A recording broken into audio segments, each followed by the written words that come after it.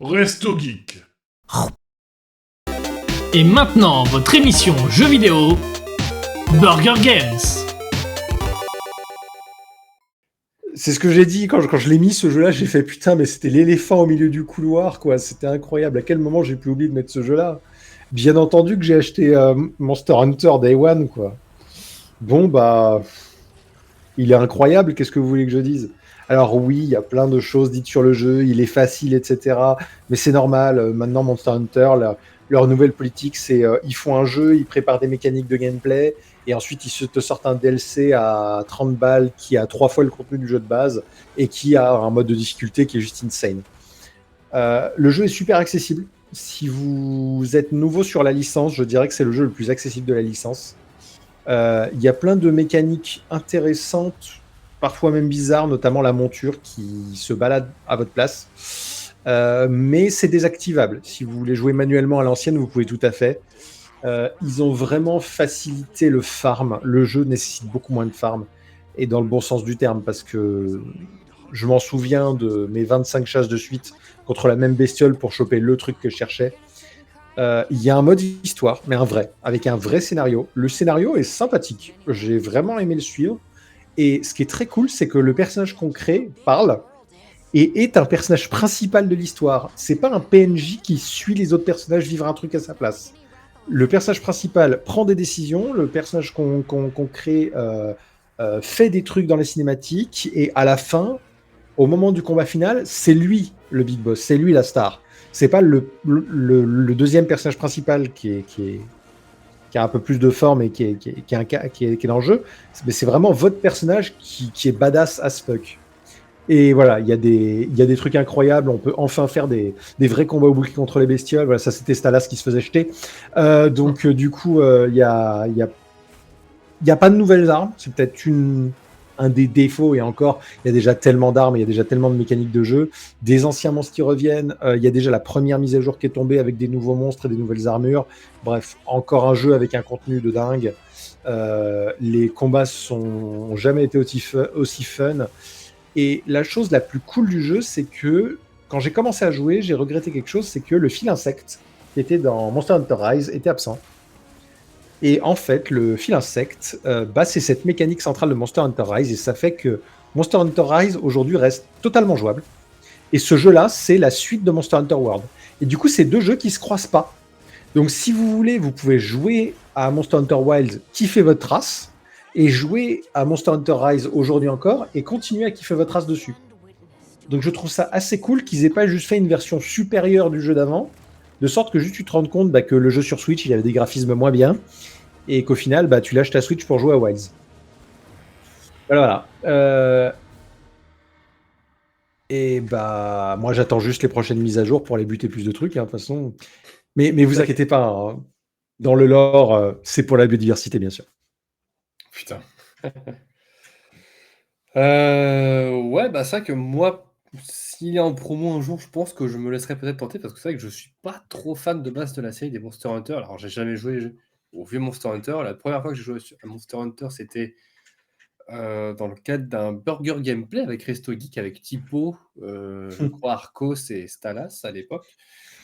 Et j'avais essayé de me laisser tenter par World, qui était soi-disant le premier un petit peu accessible au grand public, mais j'ai eu du mal à rentrer dedans, tu vois. J'ai trouvé les mécaniques un peu obscures. Enfin, je trouvais qu'il y avait beaucoup de choses, pas très immersif, parce que tu avais le hub, fallait que tu lances l'émission via un menu, machin. Il y en avait un peu dans tous les sens au niveau de l'écran.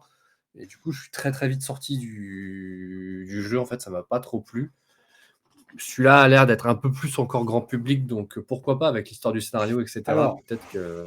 Si tu as eu du mal à rentrer dans Monster Hunter World, je te recommande pas Wilds.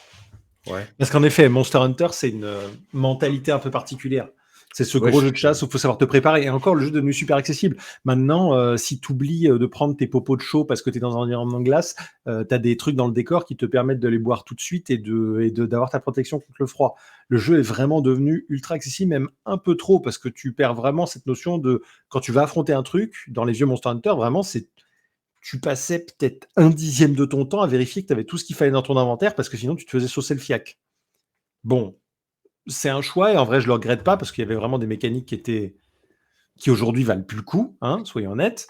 Par contre, ça reste, même si c'est plus accessible, tu as plus de menus, quand tu connais pas la série, que tu connais pas ses codes, pour rentrer dedans,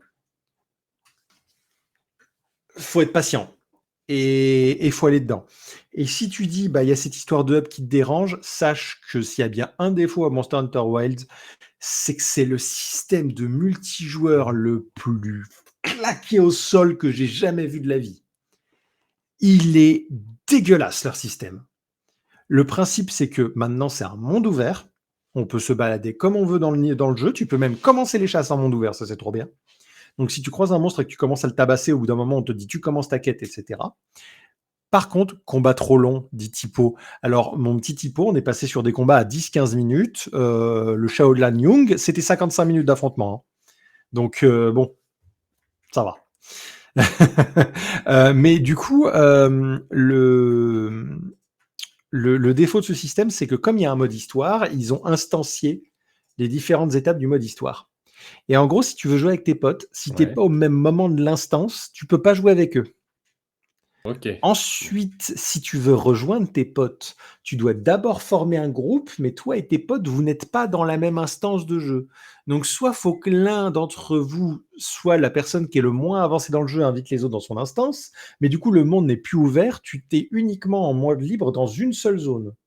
Sauf si tu fais des quêtes, où là, les quêtes, du coup, tout le monde part en quête. Mais une fois que la quête est finie, bah, tout le monde se sépare et chacun retourne dans son hub. C'est dégueulasse. Alors, ils ont annoncé dans la dernière mise à jour, je ne l'ai pas encore vu, mais apparemment, ils ont remis un grand camp, donc le fameux hub dont tu parlais dans World. Ouais. Peut-être que ça simplifie les choses, qu'ils ont changé des trucs à ce niveau-là. Enfin bon, s'il y a un truc sur lequel tout le monde est d'accord, c'est que leur système de multijoueur, il est niqué et que c'est un truc les plus compliqués qu'on veut, juste pour dire je veux jouer avec mon copain et aller chasser un monstre, s'il vous plaît. Il y a un gros poulet géant qui crache du feu, je peux aller le tuer, s'il vous plaît. Mais bon, c'est choix bizarre. Ensuite, ouais. Puis peut-être que j'ai un peu de mal avec le fond de la série aussi. Tu vois, là, tu dis il y a une histoire, donc pourquoi pas. Après, c'est vrai que juste, allez, tiens, on va aller tabasser un pauvre animal qui n'a rien demandé à personne. Je fais, bon. Alors, on trouve toujours une raison valable d'aller zigouiller, hein, globalement. même si des fois, vraiment... Oh mon Dieu, il fonce droit sur nous. C'est exactement ce que j'allais dire. Vraiment, c'est vraiment ça. T'es là, tu fais ta. Oh, un monstre super dangereux. Oh mon Dieu, il fonce droit sur nous. Autorisation de la guilde, ouais. D'ailleurs, petite blague à part, le tout dernier monstre du scénario, c'est littéralement le personnage principal qui débarque, il sort son couteau, il fait...